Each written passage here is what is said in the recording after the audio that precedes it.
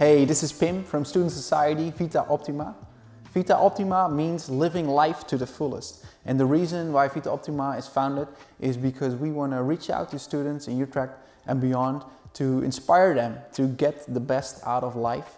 Generally we have our face-to-face gatherings, but due to the corona regulations, we decided to have a series of online videos where we want to inspire you to get more out of life. And as you may notice when you are more involved in Vita Optima and our online presence, you might taste that we always talk about positive things, that we want to speak hope, we want to speak faith, we want to speak life into your circumstances, into wherever you're at. And we are very keen on talking about life topics as why am I here for, what is my purpose in life, and also dream and think about the goals that you want to set for this upcoming year. So we are very excited about that, and sometimes you might taste that we go a bit deeper into spiritual stuff. The background of Vita Optima has a more Christian background, and at the same time we are a very open community with people from all kinds of backgrounds, and we just really hope that you will get inspired through watching through our videos. So please subscribe to our YouTube channel. Please leave behind your contact details in the link below. We would love to get in touch with you. We would love to get to know you better. And most of all, we look very much forward to open our doors open again and welcome you at one of our face-to-face gatherings. So please stay tuned during early 2021 when we produce some content for this online YouTube channel. And we look forward to get to know you more. And we really hope that during this season you will find inspiration by getting involved with us. So enjoy the ride, and we look forward to get to know you more. Thanks for joining us today. Today we have a very special guest, Julia, and we're speaking about a topic that I think almost everyone is interested in. We're talking about interpersonal relationships. Before we go into that, maybe Julia, it's nice if you tell something about yourself, your background from your study. Yeah, sure. Well, thanks for having me. It's also nice to be here. I am Julia. I'm 22 years old and I am a master's student. I'm now doing a master's degree in neuropsychology here in Utrecht, and I'm hoping to graduate in August. So I'm doing my thesis and my internship, and I love it. It's one of my big passions that I have in life.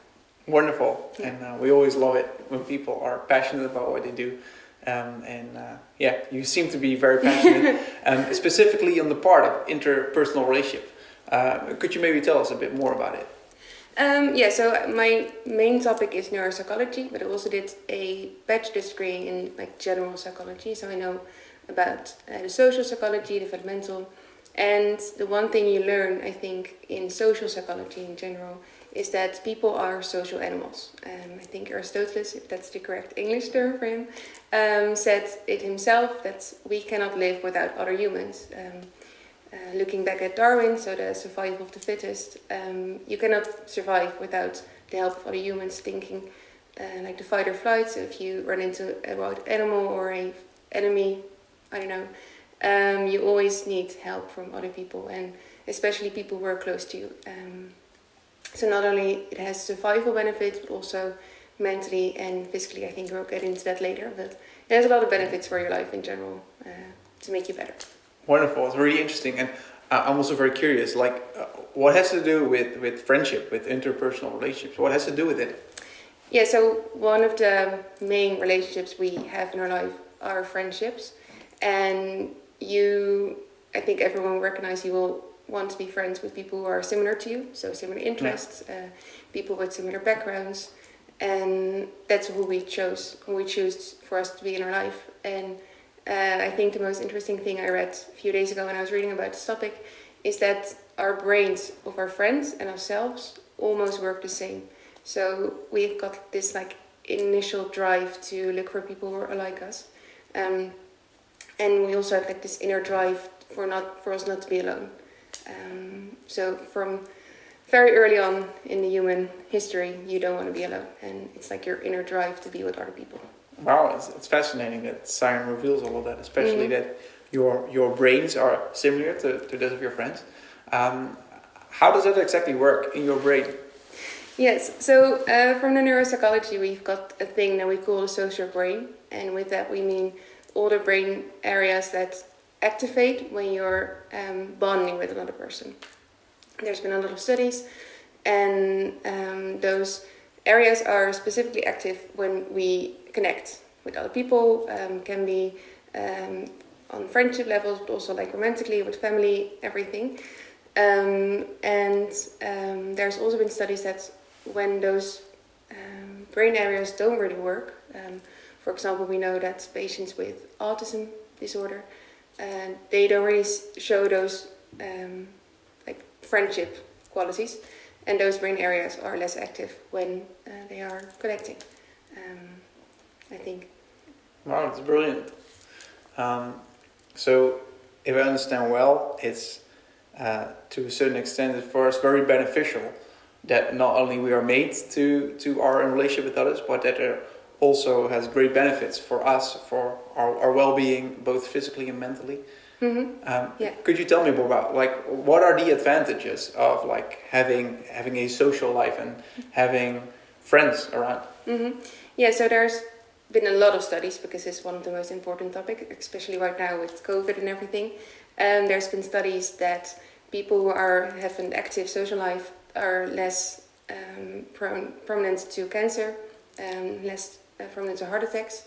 There's been a study from America that shows that students who don't really have an active social life are as much as a risk to a heart attack as students who drink or use drugs. So that's sort of physical benefits you've got from friendships. And then mentally it helps with depressive feelings, anxiety, also more psychotic disorders. There are studies on that. Personality, aggressive behavior, has a whole range of different things. So you could say in every single benefit of your life, it's important to be with other people.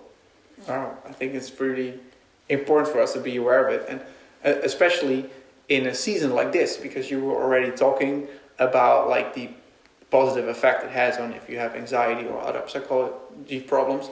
And now we're now in early 2021. 2020 has been a tough year for everyone. And I think for a lot of us are still in a situation that people might be exposed more to anxiety and stress. But I think for almost everyone is exposed to isolation instead of being in contact with their friends and family and whatever. What do you think that the effect on students would be, the current lockdown and the whole situation with COVID-19? Yeah, so the social isolation, which what we could call the majority of 2020, I think, has a lot of negative effects on your brain, especially your brain, but I'll get into the rest later. There's been studies on mice that shows that when they've been in isolation for about 2 weeks, they show a higher level of neurokinine B, and I hope I say that the right way in English, but it's something like that. And when you've got higher levels of that in your brain, you show more anxiety-related behavior and also aggressive behavior. And those studies have been translated to people as well, so to humans. And I think students who now live on themselves, far away from family, maybe even international students, they don't really know a lot of people here in Utrecht maybe, or they don't really feel the same context as they used to. And I think, speaking for myself and people I know, you always have this group on university or applied university if you go to the hogeschool, that you see on just the university or school. And you don't have that anymore because you follow online lessons. So all these things kind of work together to show that you feel more depressed, anxiety. There's been a study from the Free University of Amsterdam that shows that more than half of the students that took place in the study feel more depressed than they did a year ago, more anxious than they did a year ago. They have more trouble concentrating on their study. They show more stress levels. So a whole list of the negative effects of social isolation, which is the whole lockdown, I think. And speaking for myself and everyone I know, it's very hard to still see the joy in studying and to love going to university and to love speaking to other students. Maybe even the networking, so all the positive effects for your career in the future. So a lot happens. Yeah, I think it's a really tough time to be a student, especially for the students that even start with the university this year. I think it's it must not have been the best start they expected. No. And I'm also curious, like you just mentioned the study from Free University of Amsterdam. Is it also something that you see in your surroundings, that indeed people are struggling, maybe in your proximity, maybe that you read it in the news, or what is your idea of that? Yeah, I see it in the news. That's first. Besides that, I'm also a representative for all the masters from psychology, so I talk to a lot of students in my day. And I think the one thing they say that they miss is the community they feel when they're on university, in the library, getting a coffee, a very bad coffee from the shop, or anything like that. And you miss that, because a big part of studying is your social life, and not even the partying or the drinking, but also just feeling like a community on the university or whichever school you go to. I think that's one thing you learn, you hear. And for me, I'm almost done studying, so I've got my group of friends and I've got my social life. But especially for like the first years, or maybe even international students that now have to follow their degree in a foreign country, so they can't even come to the Netherlands. I talk to those as well, and they say, well, it's not really what I expected when I signed up to go to study in the Netherlands, and now I'm in Chile or in China. I've got a few, so that's hard. Yeah, can imagine. I'm really sorry to hear a lot of stories about students that had to go back to their own country. Yeah. While they are expecting to have a great time here in Utrecht. So we talk a bit about science, we talk about psychology, about relationships. I'm also really curious, if we look more from a spiritual perspective, if you reflect on your own faith, your beliefs, what are the things that encourage you in these times, also with view of the importance of relationships? Yeah, so I go to church. I'm Christian, and I read the Bible. And besides it being very evident in science that it's important to have relationships, it's also very evident in the Bible to have relationships. You can't do life alone. You need people around you. You need friends. You need a partner. You need God and Jesus in your life to guide you and to make you better, to help you choices. So I think in all parts of my life, it's very evident that you need friendships and you need a community that you can feel safe, and a community that you will know will help you when you fall or when you need something. And I think that's very evident from going to church and going here and everything. Yeah, I'm really always fascinated how science, spirituality, faith, everything comes together.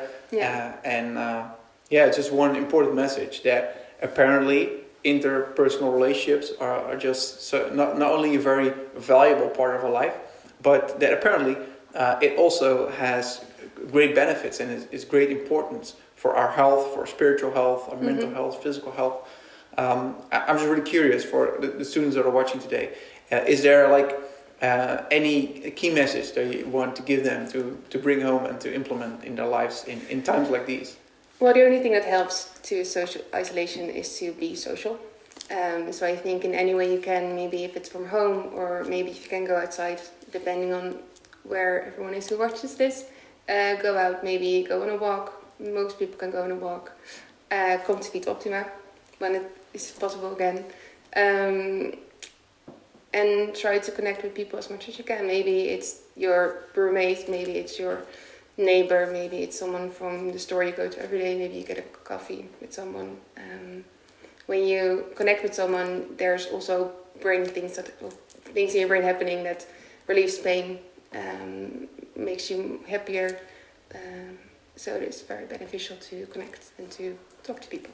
Yeah, great advice. And I also recognize for myself that when I have a bad day, or even worse, when I have a bad week, I know from the inside it's good to be around with people. But if I listen to my feeling, I would just hide in my room. Yeah. I'm not keen on going to visit friends and stuff. And especially with isolation, they encourage you to isolate yourself. So I think it's a very good advice that we just keep being in contact with each other, and especially, like you said, the research from the Free University of Amsterdam, that more than 50% of the students these days, they apparently have psychological problems, and that knowing that we are encouraged to isolate each other, ourselves, that is even more important.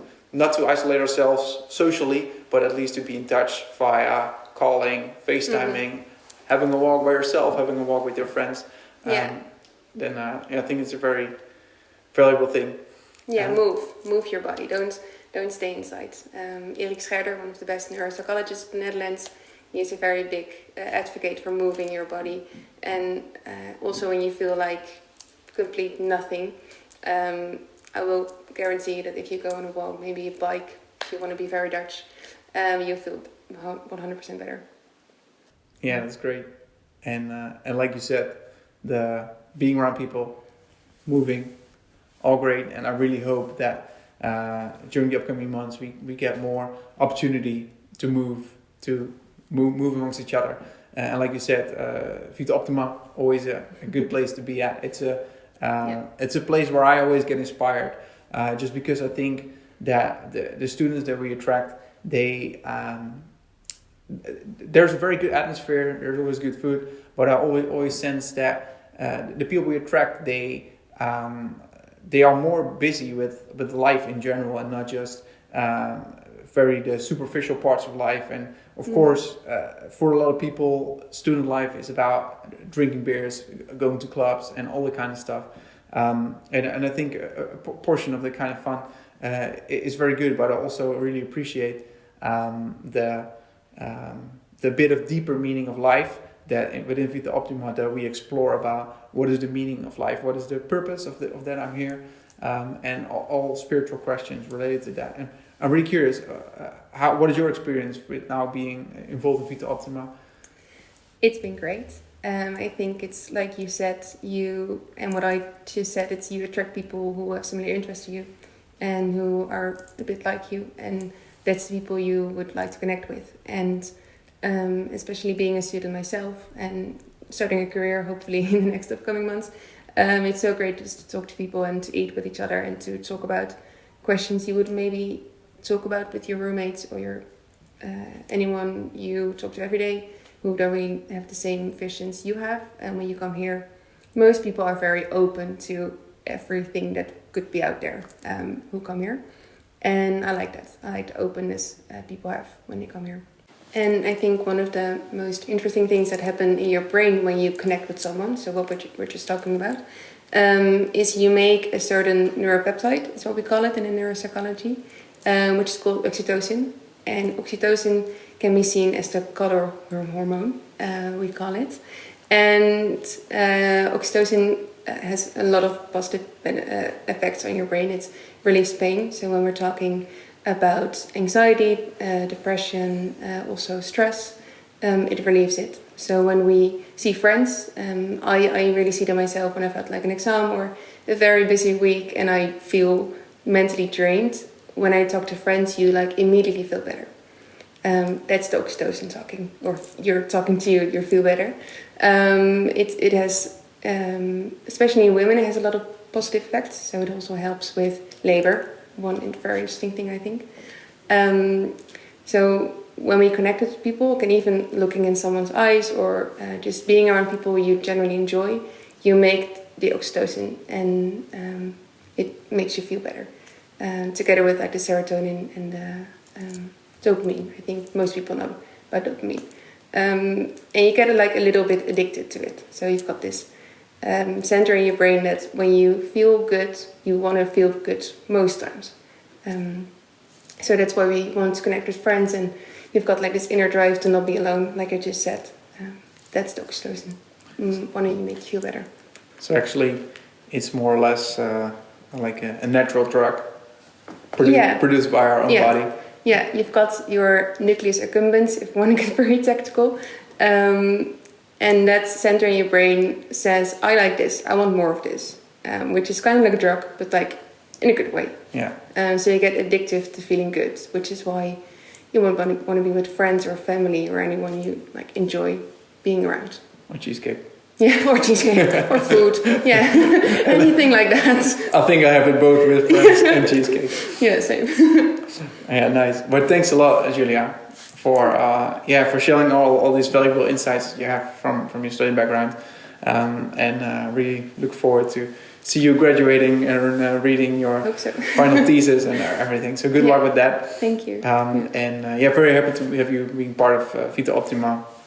Also a place where we try to help people produce oxytocin, the happy hormone, and not only with cheesecake, but it's coming together. And also for the viewers at home, I just really hope that you get inspired through this message, that it helps you, that it brings you further, and most of all, I just want to tell you that we are very keen on getting to know you and on welcoming you when our doors open again. So until that our doors open, we will try to be present online, and at the time that our meetings will start, we hope to welcome you here at one of our gatherings to have a nice piece of pie, food with you, have good conversations, and we just want to let you know that you're very much welcome.